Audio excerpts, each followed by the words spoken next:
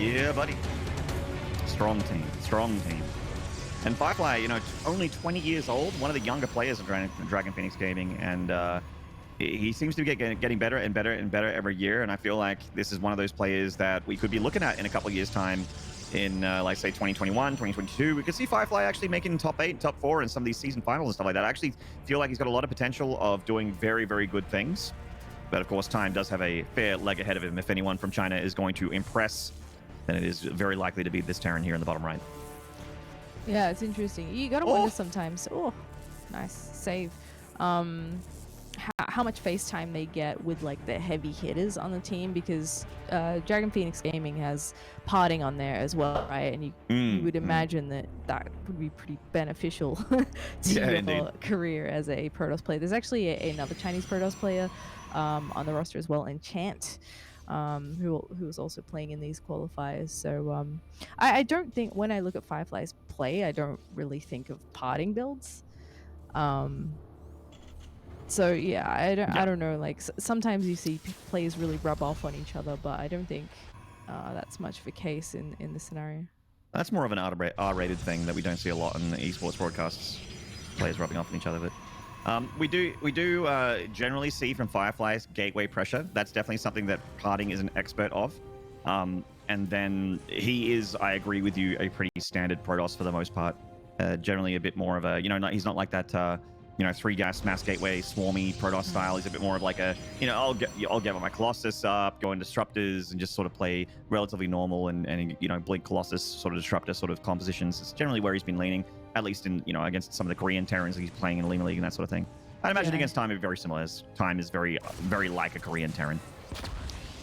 Yeah, I very much feel like Blink and Colossus is like the meat and potatoes of Firefly's army when I've watched him. So that's more or less what I'm expecting here. And there's a Twilight Council coming out for Firefly just as we say that. Yeah, Blink opener here for the Protoss, very likely. Reaper continuing to evade the Adept, but will go down as now there's 2 of the Gateway units up, which will just be able to force that Reaper to die. And back at home, what is Time up to? We're seeing a second barracks go down here. Is that second barracks before the factory? Oh, no, it's after the factory there. So it is actually like a different kind of 2-1-1. It's one of those ones where you do, of course, get a bigger ball of Marines. Time is actually starting a Cyclone here. He did not see the Twilight Council, so he's just trying to cover his bases literally and figuratively, just in case there's a Stargate opening. The Cyclone can get rid of Stargate units, but also defend against small numbers of Gateway units. Yeah, that little Adept Shade is hoping for an open door there, but just gets a little looksy and gets out. Oh. The Invisible Man Clubhouse being bought here by Firefly. I like it. I like this a lot. This is how you defeat Time. Honestly, I like this. Yeah, you need something a little weird. This is also not something that I would really expect from Firefly. And if you play to what people think you're going to do, it tends to be Blink into Colossus and a third base. A little bit of a gentleman's agreement, perhaps, as the Terran, at least in Time's case, will tend to do the same thing. You make an assumption or two, but yeah, this is interesting. That Warp Prism coming out as well. And Time, I mean, he doesn't really have an opportunity to scout. Not really. With the Reaper dead here and, not going for a medevac opener, that's your other follow-up scout as a Terran, is that you go across there with a medevac drop with metamines. It's like an attack and also a scout at the same time, right? So with the second barracks, like obviously things like starport units are a little bit delayed here, but the Invisible Man will be hitting before the medevac would be out anyway, or the medevac would be across the map anyway. So these DTs are going to be hitting very hard, very fast. Marine moves out. Is this DT a move command? It is. So unless Time is paying specifically close attention to this Marine, he will have missed that Dark Templar. He does see the Prism though. And Time is going to... he's just going to tap out because he's got no scans. Firefly getting a 4-minute and 50-second win against #1 in China with the Invisible Men. Well, isn't that a plot twist? My goodness. How spicy. Muy caliente. I am a big fan of this. I mean, obviously, I still favor Time in this series, but what a great way to start here for Firefly. Now he's on match point, and it's one of those things where, if he can sneak one of the next map wins, even if he loses the next one, if he can sneak the one after that, that's a best-of-3 victory against Time, and that means Firefly will be first out of group in Group A, and Time will have to continue to slog out. That's exactly right. He gets one step closer to evening up that head-to-head percentage and saying, well, hang on a minute. I'm a lot better than that suggests. beautiful build. I mean, there's not really much to analyze here, is there? It's just this he is made basically invisible men in one. Exactly, and sometimes this happens. This is actually one of those builds where you build order defeat your opponent. It's sometimes StarCraft happens. You see the 1DT, it kills one unit, and you're like, oh, okay, GG. Because you just don't have a scan. You don't have scans, you just milled. So it's just very, very fortunate for Firefly and very unfortunate for Time. You know, if you have those scans, the game continues. We'd still be casting it right now. Yeah, exactly. And it makes sense not to try and drag it out because eventually, you know, you run your stuff around long enough, you maybe get a scan, maybe you clean it up, but you're so far gone, it would probably be more worthwhile just putting your energy into the next game. So I think it's going to be Oxide, which is map number 2 from these guys, right. And he may want to go back to the Widowmine drop or something. Keep that Reaper alive, because as you mentioned, it hits so early that you're really not going to be in there. Yeah, make the Reaper live a little bit longer, or be a little bit cheekier with your scanning units or whatever you want to go for. But yeah, I mean, maybe not Mule as desperately as you do with that 50 energy on the command center. Honestly, you have a scan there, you're completely fine.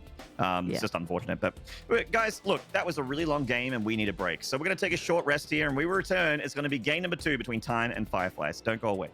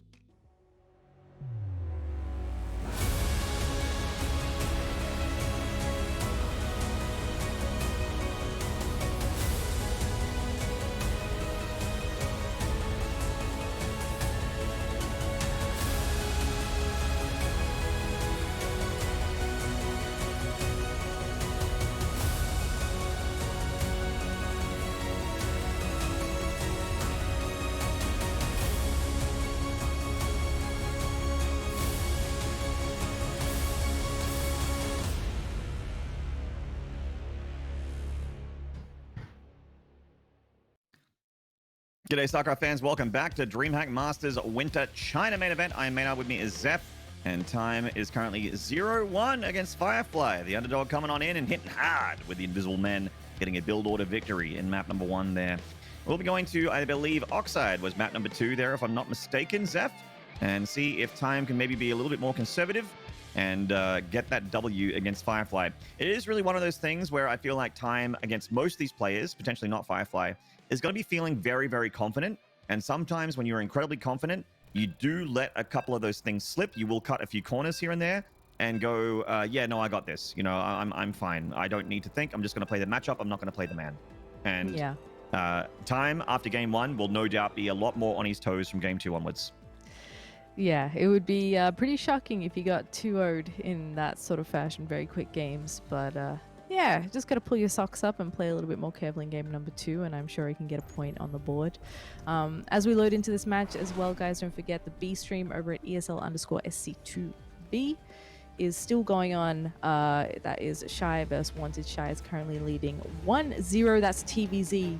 So make sure you pull that up as well. But we are now in Oxide, as you mentioned, Maynard, and it is time for more TVP action. In the bottom left, in the blue from Dragon Phoenix Gaming, it's Firefly. Certainly is that well spotted. And the top right, I spy with my little eye a red Terran from Kaiser Gaming. This is time.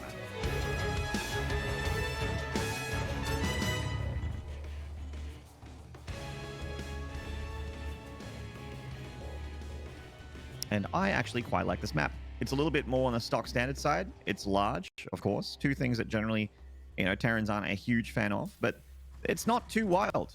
And I like the maps that are a little bit more, you know, a little bit more on the standard side. I'm a big fan of those. That said, though, I have a special place in my heart specifically for Golden Wall.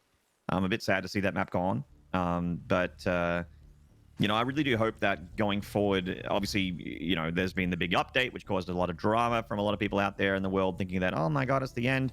Actually, really, no, it doesn't change anything at all as far as esports is concerned. So if you're here primarily concerned about StarCraft esports, nothing's changed whatsoever. But the, you know, we're going to have more and more ladder maps is where I'm getting at. We're going to have more seasons coming in. The ladder maps will continue to be updated, and the ladder maps are generally made by the community. I do hope that we get to see a few more boundaries being pushed by maps like Golden Wall. I really love what they were going for there. And even though it got vetoed quite a bit, it also led, I feel like, to some of the more interesting games as well. So, you know, trying to play with some of the features that we have, an incredibly powerful map editor. I'd love to see some wild maps. So my mind and my heart are open for those ones as much as I like Oxide. Certainly, yeah. And I think given time, you know, we saw Golden Wall sneak in a little bit more. Same with Submarine. It got banned a lot, but there were a few matches where it started to sort of pop in. It still gets banned a lot now, but it's not like avoid it like the plague, right? People sort of get used to it. They figure out what works on it. Just the same as the meta shifts, right? I mean, last time we were casting, I'm pretty sure the Terran 2 base tank pushes were still all the rage in TVP. And Protoss, well, they got pretty good at defending it, so it's not as much of a thing now. Luckily for Time, he wasn't too big on that anyway, so I don't think stylistically he suffered here, being like, gee, well, now I don't know what to do against Protoss. But yeah, I mean, we've seen some shifts in the meta, and things like that DT build we saw in the last game becoming a little bit more common as well. Well, we are seeing the Twilight Council again, and normally we see that Twilight Council and we're like, oh, it's a normal Blink opener, and I think that's no doubt what Time probably assumed in Game 1. Oh, just a normal Blink opener. Of course, that wasn't the case. So we'll keep an eye on the build order list here for Firefly. It is, of course, a shield battery in the main mineral line, so Firefly doesn't have to keep the Adept at home. That means the Reaper's not going to kill any probes. Get across to the natural very quickly. With Time having 3 Marines now, I can actually make a bit of a fight on the front doorstep here against that Adept, going Cyclone again. This time we are seeing Blink from Firefly. The Reaper from Time is actually still alive. Remember last game, Time actually lost that Reaper at this point.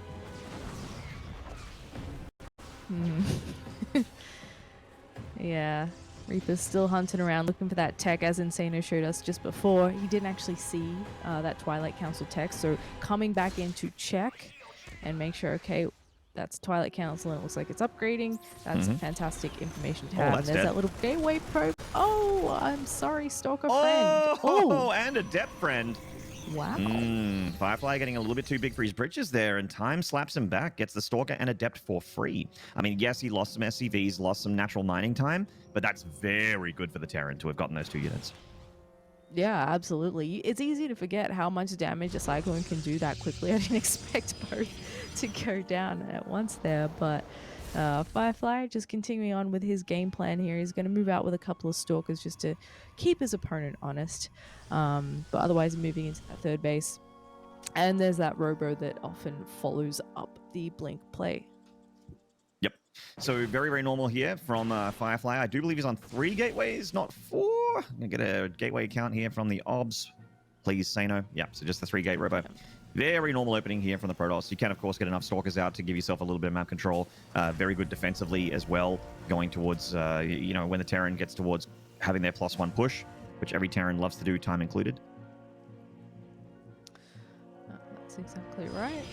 And similarly, Firefly will be just kind of looking to see what time's actually going to be thrown out on the map here. It's important to understand, obviously, okay, when's this coming? What sort of push do I need to be prepared for here so he knows to swap in? So with the Cyclone and the Reaper in the lead here, he's going to start marching out with a couple of tanks in tow and putting on that pressure. Stim has just finished up. And back at home, just adding on some of those reactors, extra production in the mix. And hopefully leading into the mid game here. Now that base is in a little bit of trouble if you can get a nice position with those tanks. Oh, but the offensive Blink straight on top snipes one tank immediately. Stalker's taking a lot of damage from that though.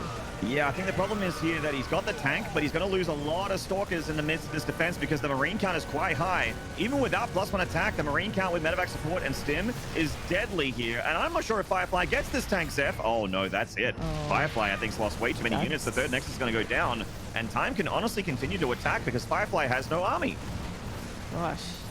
These guys aren't messing around, are they? These Stalkers just cannot contest this. They're going to get the siege tank there, but there's more units rallying across the map from Time. He knows this is the momentum he needs. And just like that, dude, barely, what, not even 2 minutes longer than the last game, Time has now got a point on the board. For speedrunning this series, and it's going to the third map too. You know, Time losing a map in under 5 minutes, then, you know, Firefly barely losing a map in 6. So we got ourselves a tied up series 1 apiece here. Both players are not holding any punches. There's some serious blows going from one side to the other. But the real question is, who gets the third map, Seth? We're going to Death Aura for the third map here. And I wonder if that was... So in game 1, it was so interesting. Game 1 is completely different from Firefly. They went for something very, very underhanded, a little bit sneaky, a little bit cheeky with the Invisible Man Clubhouse, the DT shrine very, very early. And this game, Firefly played very standard. He's like, all right, I'm going to play a standard game here. And this is what a standard game looks like against Time. I feel like Firefly might have to go into his Protoss Book of Filth to see what game 3 can net him a win. Yeah, the fantastic timing from Time. But it's just... I guess I didn't expect Firefly to lose in this fashion. There are a lot of people that will die to Time's first push. Don't get me wrong. But Firefly is on that list where he can contest this guy. So we are going to a game 3. And, you know, there's still an opportunity for Firefly to make us all look really dumb, having unanimously chosen Time as the winner of this series, which, again, could be really cool. But, yeah, I don't know. Do you just stick with your normal game plan as Firefly here? Go for your Blink into Colossus? I mean, you kind of mentioned it in the last series when you were talking about Wanted. You know, you go with what you practice. You go with what you feel good with. You don't... This isn't the time, no pun intended, to go, oh, I'm going to just do something wild and try and be unpredictable. Like, if you don't even know what you're doing, then your opponent is, you know, going to have a bit of an easier sort of game against you, I feel, if you try and do that. You got to do with what you are strongest with. And if Blink Openers is what Firefly feels the most comfortable with, then power to him.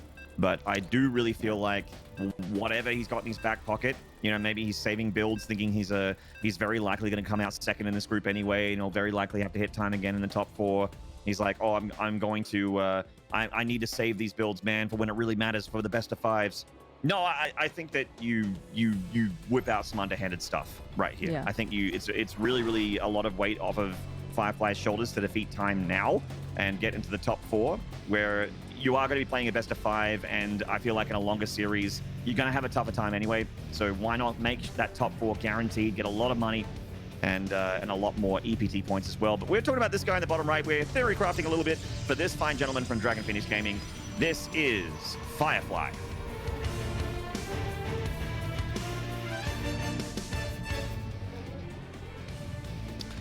And in the top left, the representative from Kaiser Gaming, it is Time.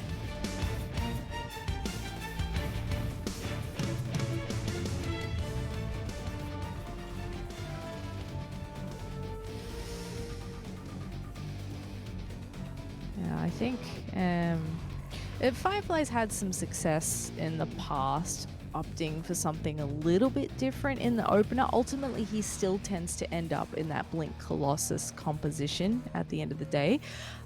But he's done stuff like, actually, I'm going to go charge, or I'm going to open Phoenix. And those are times where he's actually been able to really give Time a run for his money. So perhaps that's the tweak you make here, if anything. I guess it depends if he's in that underhanded mood that you were talking about. Ah, man. Get underhanded, dude. Seeing a Cybernetics core before the Nexus here is sort of, there's not generally a whole lot to talk about in early game TVP unless someone's proxying something. But Nexus first, rather Cybercore first, is not the usual opener. Normally it's Nexus into Cybercore. So we could be seeing maybe an attempt from Firefly to put on some earlier pressure, or maybe he's feeling like, oh, this is a map where sometimes Terrans proxy me on the ladder. So I'm just trying to be careful. Yeah, certainly. There is like a wombo combo, I guess, with core first. Like, you send the 2 adepts and the stalker across the map early on, and if as a Terran you really don't have anything to defend with, you don't have a bunker, that can be a pretty bad time for you because Protoss units early on, they do a bit of damage. They're a bit hard to clean up. So a lot of Terrans just try and play really safe early on and make sure that they've dropped that bunker. Yep. I mean, cutting the bunker against Firefly, I feel like is always a mistake. It feels like a little bit of lack of respect if you don't get a bunker against Firefly, actually. Ooh, I got a little bit of chunk in here. Hopefully that's not affecting the game. Don't do it. Don't do it. Hopefully the players aren't feeling this. China 7, please. Yeah. Firefly being very vigilant with this probe, scouting all over the place, making sure there's not a starport hidden for these Hellions. Starport Hellion is a very common strategy all over the place right now. Oof, I hope that chunkin clears up. I mean, obviously, if the players are feeling this, then they would have asked for a pause by now. So, no one is this patient if they have this kind of chunkin. So don't worry, guys. I'm sure it'll stabilize soon-ish. And the players aren't feeling it. Yeah. I hope. Bear with us. It's like a PowerPoint version of how this game is going. Yeah, we're slide showing this video game for you guys. Remember PowerPoint? Does PowerPoint still exist? Yeah, People man. still use that? Unfortunately, I use it in my normie job now and then. Yeah. Oh, that's why I haven't seen it, because I haven't had a normie job in ages. There you go. You chose well. Pluses and minuses of being a Twitch streamer. I do miss having a guaranteed number of money per year. That was nice. Well, Firefly is sticking with the old faithful Blink into Robo. That's what he loves. That's what he knows. Can't blame him. Time is doing his best to try and get a little bit of a poke at the front door here, having a look around. That probe denies entry to that natural. But again, Time, he's actually setting up. He's got 2 bunkers on the way. This is the ugliest wall from Firefly, by the way. Oh man, it's perfect. Are you sure? In its own unique way. Perfect in its weirdness. Like the ugly duckling that becomes a beautiful swan. And there's that Chrono to whip that Blink out just that little bit faster. And at home Time just continuing to make tanks. He's made a 3rd CC? Yeah, he has. Yeah. Indeed. Time seems to be really afraid of like a big Blink attack. He's got a bunker in the main base. Ooh, yeah, block the 3rd. Nice. Very well done. Having not been able to scout inside the base and understand what he's actually doing, he's being very cautious here. He's just sitting back, making the tanks, keeping the bunkers, because he doesn't want to get caught out by a build that he's just not quite prepared for. So better to be safe than sorry. I can respect that. Well, of course, without God Vision, we could see that Firefly is been looking towards Colossus here and wasn't planning anything too impactful against Time just yet, but obviously having the Hellions roaming around and seeing that he's trying to take a third base, that makes you relax a little bit, because you're like, oh, okay, good, it's not some all-in that's just not arrived yet.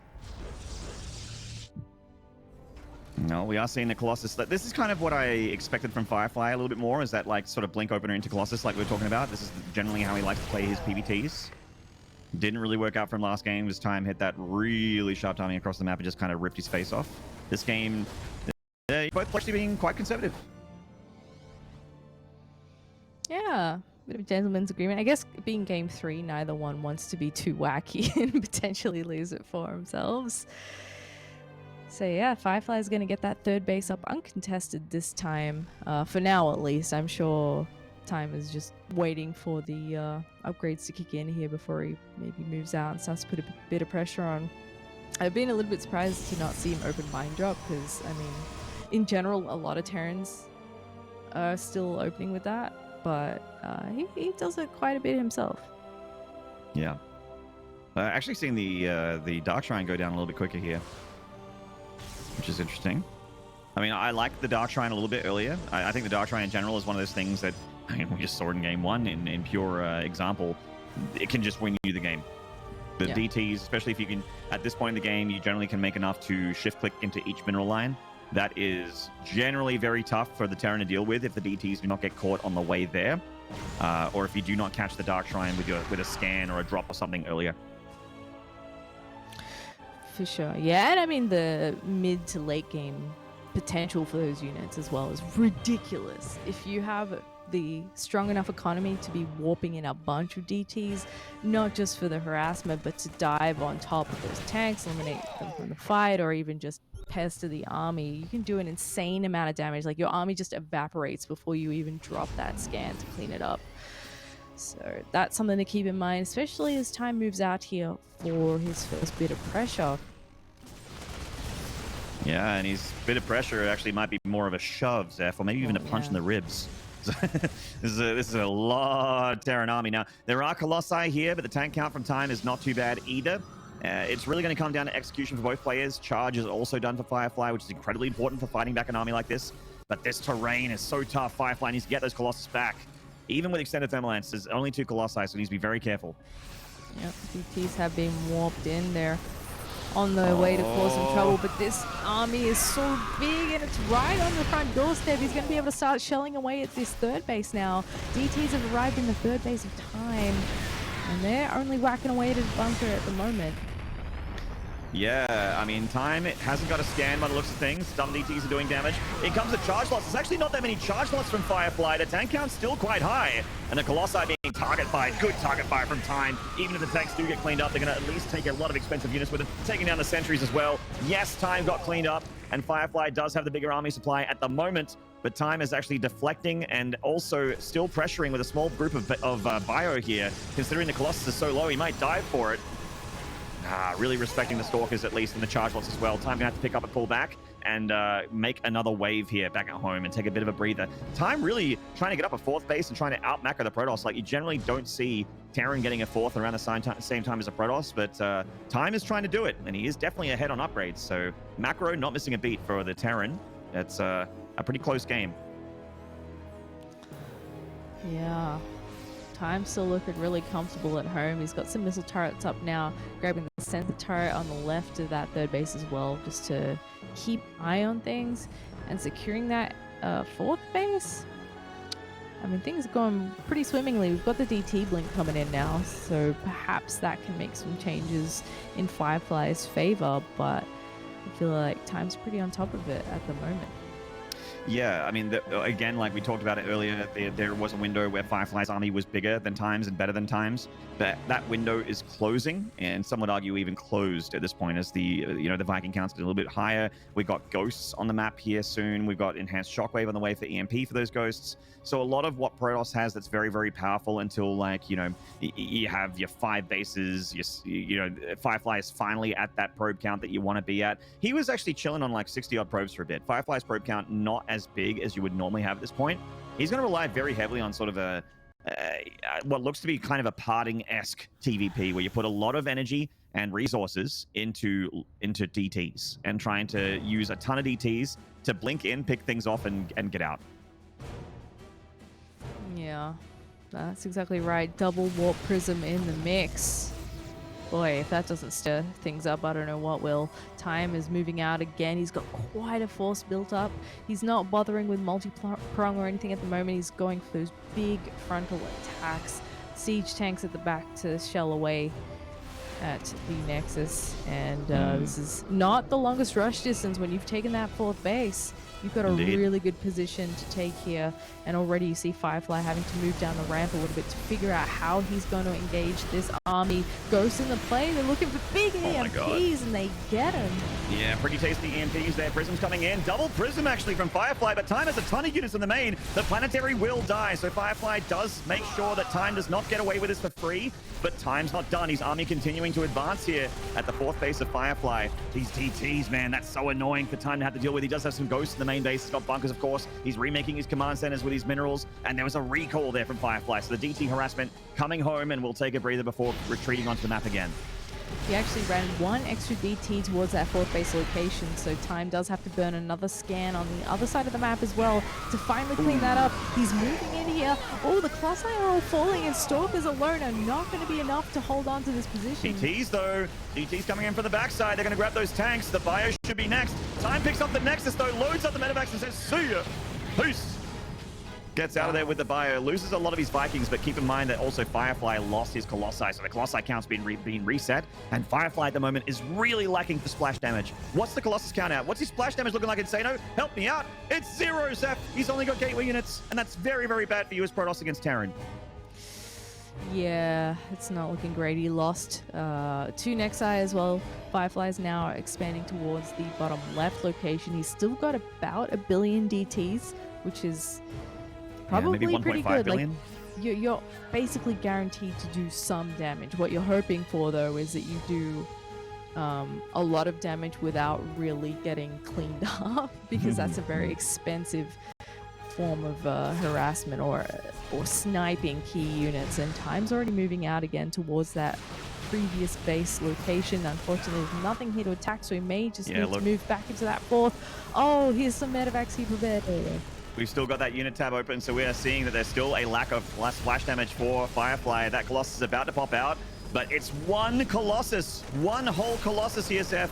The DTs come in, but the turret is offering detection range. The bunkers will take them out. These DTs, of course, trying to do their best on the bio. Police forward is killing quite a few of the ghosts, but still so much fire remaining. Time is just going to rip and tear through this natural, and I think that Firefly might be done.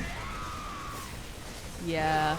Despite the best efforts from those DTs, more coming in from the back. Oh my god, with the DTs, scans. man. Not bad. I mean, all right, cool. Yeah, see, that is like, he may get the cleanup here, but it doesn't really matter. I think Time's just got way too much army still. Like, he's got a lot more at home that he's not brought across the map just yet.